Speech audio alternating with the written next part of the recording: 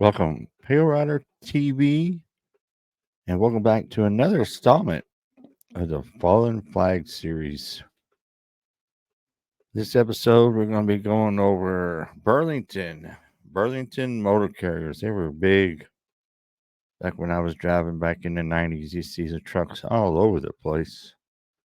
And they were a pretty big company at one time, but no longer. So let's go over and cover it and see what happened. And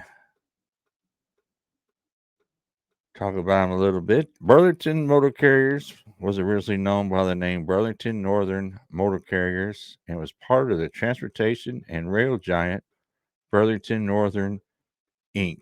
The company was spun off from its parent in 1988 and renamed Burlington Motor Carriers. After the spin-off, Burlington Motor Carriers moved its headquarters from Texas to Daleville, Indiana.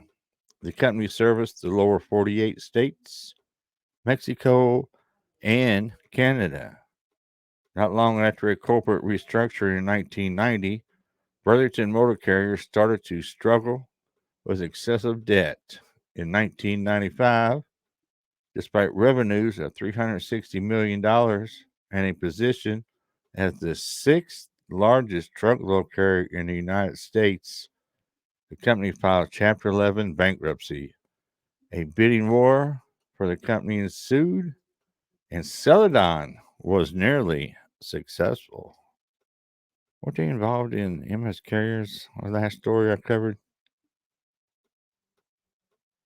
Celadon was surprisingly outbid by a group of other private investors led by Thomas Grosjean. The Grosjean family is one of the most iconic names in trucking and own Hirschbach Motor Lines, Inc., Riverside Transport, Inc., and Transco Lines, Inc.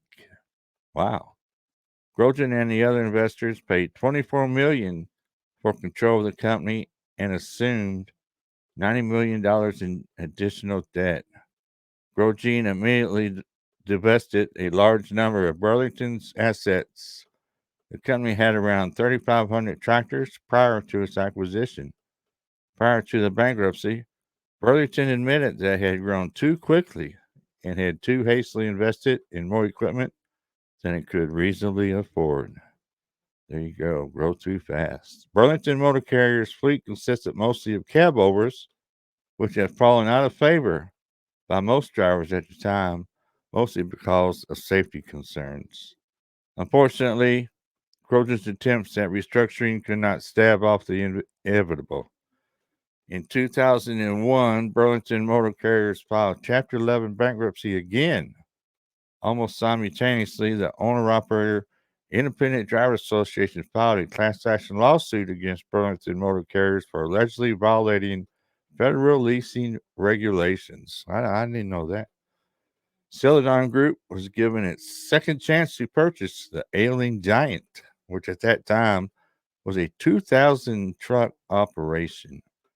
In 2002, Celadon Group purchased Burlington's assets, customer contracts, and office equipment and began to transition Burlington's customers to its own service.